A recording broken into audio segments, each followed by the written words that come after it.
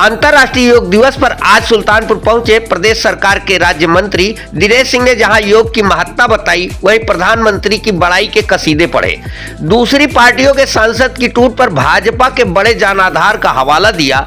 वहीं उनके गृह क्षेत्र से सांसद व लोकसभा में विपक्ष के नेता राहुल गांधी पर जमकर अपनी भड़ास निकाली।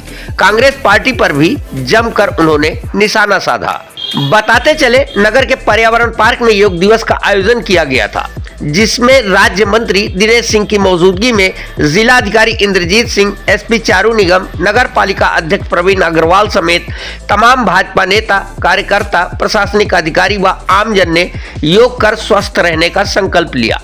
जिलाधिकारी इंद्रजीत सिंह व पुलिस अधीक्षक चारू निगम ने राज्य मंत्री को स्मृति चिन्ह भेंट किया।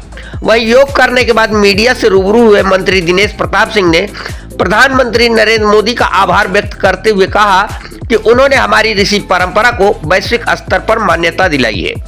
दिनेश सिंह ने कहा कि बिना पैसे के भी योग करके आज के युग में स्वस्थ रहा जा सकता है। उन्होंने 12वें अंतर्राष्ट्रीय योग दिवस की सभी को बधाई दी। उन्होंने कहा कि देश के प्रधानमंत्री ने स्वस्थ रहकर देश के निर्माण में अपनी महत्वपूर्ण भूमिका निभाने के लिए योग का सहारा लेने की अपील की है।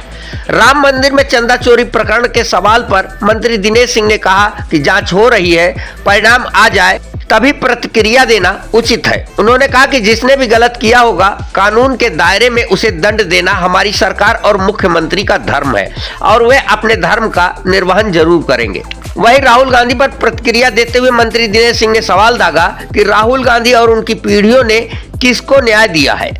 भारत, भारत भूमि, भारतवासी किसको न्याय दिया है? उन्होंने केवल अपने परिवार, अपने आप को न्याय दिया है। जिस घर में पैदा हुआ है वो न्याय देना जानते ही नहीं। उन्होंने कहा कि इनके घरों में लोग प्रधानमंत्री के साथ बड़े बड़े पदों पर रहे हैं। उन्होंने क्या दिया? रायबरेली और अमेठी सांसद रहने के बावजूद उन्होंने वहां क्या दिया?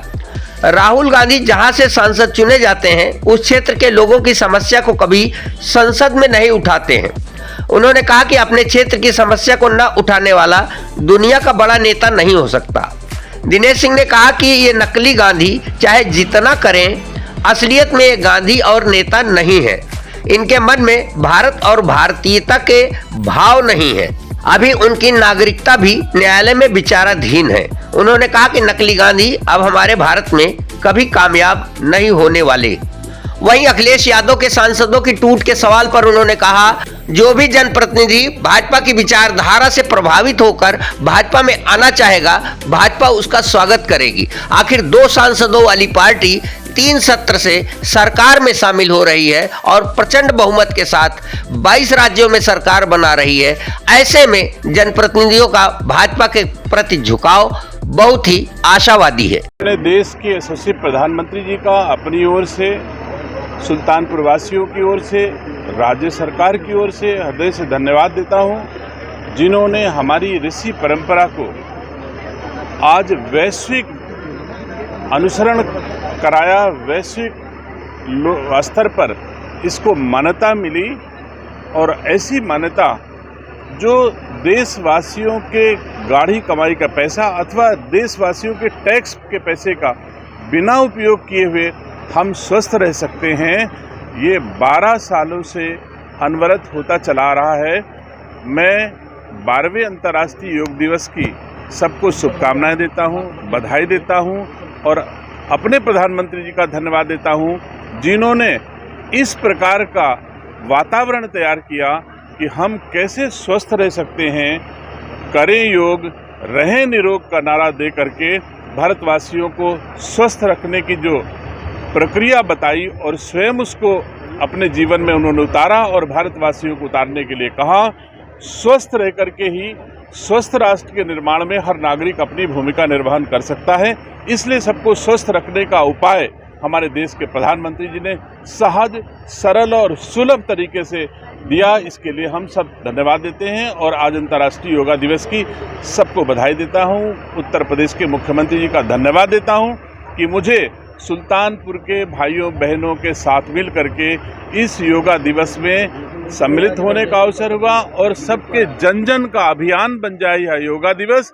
इसमें अपनी भूमिका का निर्वहन करने का अवसर दिया। इसके लिए मैं उत्तर प्रदेश के यशस्वी मुख्यमंत्री का धन्यवाद देता हूं। ने कहा कि एक दिन का कार्यक्रम न होने के बजाय 365 दिन का कार्यक्रम ये होना चाहिए, इसके लिए किस तरह का अभियान चला? मैं समझता हूं उचित ही कहा प्रधानमंत्री जी ने, अगर हम सवेरे प्रतिदिन आधे घंटे योग कर लें तो निसंदेह हमको पूरे दिन स्वस्थ रहने का, अपने आप में आधे घंटे का समय दे देने से ताकत मिलती है, शक्ति मिलती है काम करने की, अपने जीवन में दूसरों के जीवन में खुशियां लाने का। वो आधा घंटा अगर समय ऐसे सब लोगों को सुखी रखने के लिए हमको शक्ति ऊर्जा प्रदान करता हो तो क्यों ना हर आधे घंटे रोज क्यों न किया जाए, 1 घंटे रोज क्यों न किया जाए। बहुत ऐसे लोग हैं जो 2 घंटे, 2.5 घंटे, 3 घंटे भी इसको कर रहे हैं, लेकिन अगर आधे घंटे भी लोग मन से योगा प्राणायाम ध्यान करके घर से निकलें तो उनका दिन तो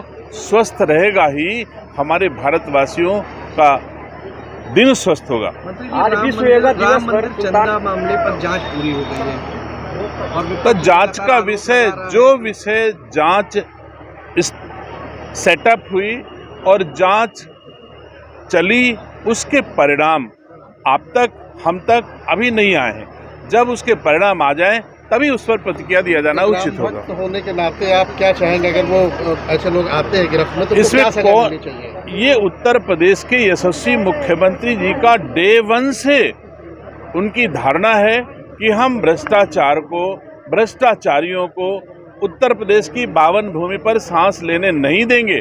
मैं समझता हूं जिसने भी गलत किया होगा कानून के दायरे में उसे दंड देना हमारी सरकार का, हमारे मुख्यमंत्री का धर्म है और वो अपने धर्म का निर्वहन जरूर करेंगे। नीट की परीक्षा है, राहुल गांधी कोटा में जाकर और पूरे सारे विश्व के सारे भारत के युवाओं का आह्वान कर रहे हैं कि ये सरकार न्याय नहीं देगी आपको, हम आपके साथ में सदा। राहुल गांधी और राहुल गांधी की पीढ़ियों ने किसको न्याय दिया है? भारत को न्याय दिया है, भारत की पावन भूमि को न्याय दिया है, भारतवासियों को न्याय दिया है। किसको न्याय दिया है? उन्होंने अपने आप को न्याय दिया है, अपने परिवार को न्याय दिया है। अब बताइए किसको न्याय दिया है? मेनका गांधी जी को न्याय दिया है, वरुण गांधी जी को न्याय दिया है। तो जो आदमी जब से पैदा हुआ है न्याय देना जानता ही नहीं है। इतने घर में प्रधानमंत्री, मुख्यमंत्री, प्रधानमंत्री और बड़े बड़े पदों पर लोग रहे हैं, उन्होंने क्या दिया? रायबरेली से सांसद रहे, रायबरेली वासियों को क्या दिया? अमेठी से सांसद रहे, अमेठी वासियों को क्या दिया? आप मुझे बताइए, राहुल गांधी सांसद इसलिए बनाए जाते हैं कि जब पार्लियामेंट में जाएंगे तो जहां से भी सांसद चुने गए हैं उस संसदीय क्षेत्र की जनता के विषयों को पार्लियामेंट में उठाएंगे। हमारे बीच में आदरणीय शैलेंद्र सिंह जी हैं, आप पता कर लिए विधान परिषद में बैठते हैं तो सुल्तानपुर के पंचायत प्रतिनिधियों की आवाज बन जाते हैं। लेकिन एक उदाहरण मुझे बता दो, राहुल गांधी जब पार्लियामेंट में अमेठी की, रायबरेली की, वायनाड की जनता को कभी उठाया हो? जो अपने क्षेत्र की जनता को अंडर एस्टिमेट करके दुनिया का बड़ा नेता माने, वो कभी दुनिया का बड़ा नेता नहीं हो सकता है। मोदी जी जैसे व्यक्तित्व के सम्मुख मैं समझता हूं ये नकली गांधी चाहे जितना करें, असलियत में गांधी नहीं है और असलियत में ये नेता नहीं है। असलियत में इनके मन में भारत के भाव नहीं है, भारतीयता के भाव नहीं है, भारतीय संस्कार संस्कृति के भाव नहीं है। इसीलिए भारतवासियों को संदेह था, तभी भारत की न्यायालय यह तय करने में लगी है कि सचमुच ये भारतीय हैं कि नहीं है। अभी उनकी नागरिकता भी माननीय न्यायालय में विचाराधीन है। तो मैं समझता हूं नकली गांधी किसी दशा में हमारे भारत में अब कामयाब होने वाले नहीं है। तो मानसून सत्र में समाजवादी पार्टी उससे पहले पहुंचने वाली है, ऐसा आपकी चर्चाएं हैं? देखिए, जो कुछ होगा वो हम आप सबके सम्मुख होगा, इसमें कोई दो राय नहीं है। कोई भी दल अगर अपने जनप्रतिनिधि, अपने कार्यकर्ता का सम्मान नहीं कर पाता है तो जहां सम्मान होता है वहां वो कार्यकर्ता, जनप्रतिनिधि जाते हैं। मुझे गर्व है कि हमारी भारतीय जनता पार्टी का नेतृत्व लोगों को सम्मान देता है, जनप्रतिनिधियों को सम्मान देता है, जनता को सम्मान देता है। भारतीय संस्कार संस्कृति के अनुसार सर्वे भवन्तु सुखिनः सर्वे सन्तु निरामया की धारणा के साथ आगे बढ़ते हैं। इसलिए मैं समझता हूं कि जहां सम्मान मिलेगा वहां मनुष्य, वहां मानव रहेगा। अन्य लोग आ रहे हैं क्या भाजपा में? अन्य दलों के सांसद आ रहे हैं क्या भाजपा में? ऐसा कुछ है? मैं कहता हूं भारतीय जनता पार्टी के पास मात्र 2 सांसद थे। अगर इतनी बड़ी दुनिया की सबसे बड़ी पार्टी के रूप में हमारी भारतीय जनता पार्टी आज की तारीख में स्थापित है हमारी भारतीय जनता पार्टी का कार्यकर्ता 24/7 काम करता है, तो ऐसा काम, ऐसा श्रम, ऐसा समर्पण, ऐसा सम्मान कौन दल के लोगों को नहीं अच्छा लगेगा। और लोग आएंगे, अगर उनको भारतीय जनता पार्टी की नीतियों में विश्वास होगा तो भारतीय जनता पार्टी उनका स्वागत करती है। उत्तरोत्तर आ रहे हैं, 2 से कितने हो गए आप खुद गिनती कर लीजिए, आपको पता चल जाएगा।